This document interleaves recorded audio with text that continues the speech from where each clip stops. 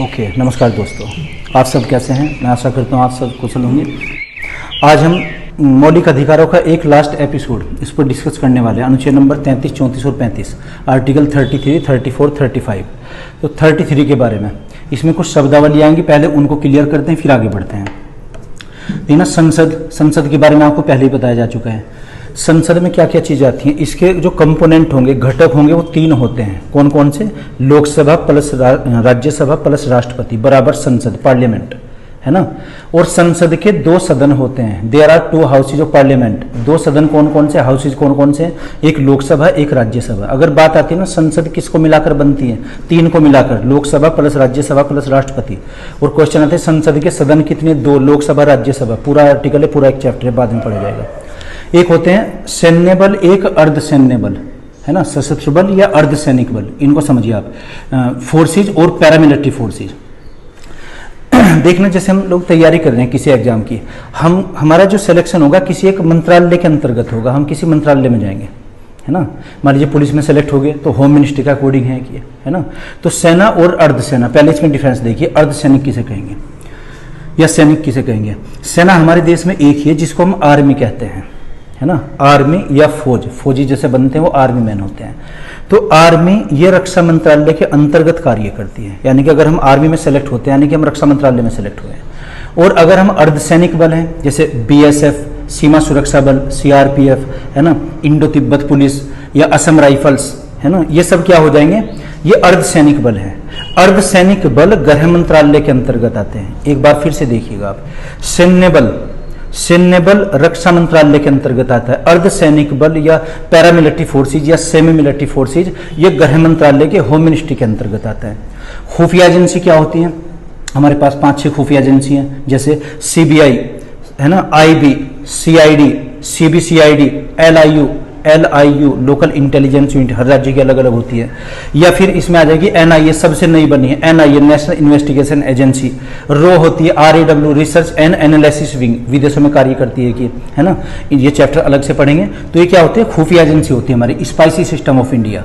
Okay, तो सैन्य बल किसके अंतर्गत कार्य करता है? रक्षा मंत्रालय के। अर्धसैनिक बल गृह मंत्रालय के, खुफिया एजेंसी गृह मंत्रालय के, पुलिस गृह मंत्रालय के। संसद किसे कहेंगे? और लोकसभा प्लस राज्यसभा प्लस राष्ट्रपति को मिलाकर संसद बनती है, पार्लियामेंट बनती है। ओके, नाउ आर्टिकल नंबर 33, अनुच्छेद नंबर 33, इसमें क्या है? संसद अर्धसैनिक बलों, सैनिक बलों या खुफिया एजेंसी या पुलिस के मौलिक अधिकारों को पूर्ण रूप से प्रतिबंधित कर सकती है या फिर उनके मौलिक अधिकारों में कुछ कमी कर सकती है। ये किसमें? आर्टिकल नंबर 33 में हो जाएगा।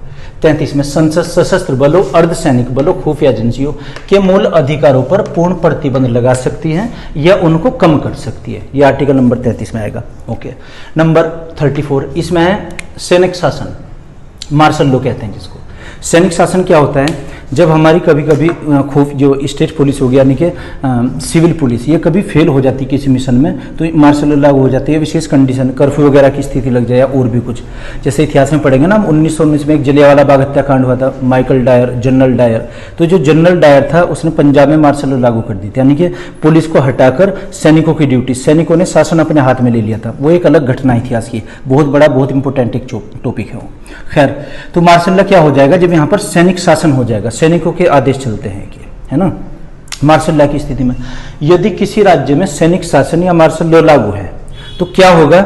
उनके मौलिक अधिकारों पर पूर्ण रूप से प्रतिबंध या मौलिक अधिकारों में कमी की जा सकती है वहां के राज्यों के जो निवासी होंगे उन लोगों पर, है ना। एक बार देखिए, सैनिक शासन, मार्शल लॉ आदि किसी राज्य में सैनिक शासन लागू हो तो वहां के लोगों पर के मौलिक अधिकारों पर पूर्ण रूप से प्रतिबंध लगा सकती है, उनके अधिकारों में कमी की जा सकती है। ओके, आना समझ? ओके, नाउ 35, अनुच्छेद नंबर 35, मौलिक अधिकारों को और प्रभावी या पूर्ण रूप से प्रभावी करने या न करने का अधिकार केवल और केवल संसद के पास होगा। यह अनुच्छेद नंबर 35 में मौलिक अधिकारों को प्रभावी बनाने के लिए, इसको मोर इफेक्टिव बनाना है, अगर प्रभावी बनाने के लिए संसद को अंतिम रूप से कानून बनाने का अधिकार है। ओके, तो ये हमारे मौलिक अधिकार है अनुच्छेद नंबर 35 तक।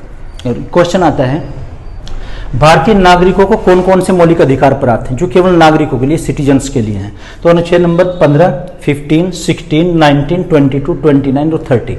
एक क्वेश्चन आता है कि 22, उसमें पढ़ा था ना हमने कि गिरफ्तार व्यक्तियों के संबंध में किसी गिरफ्तार व्यक्ति को 24 घंटे के अंदर न्यायाधीश के सामने ले जाना है, उसको अपने अपराध को जानने का अधिकार होगा, या फिर उसे अपने मनपसंद के वकील करने का अधिकार होगा। या अनुच्छेद नंबर 22 में हमने पढ़ा था।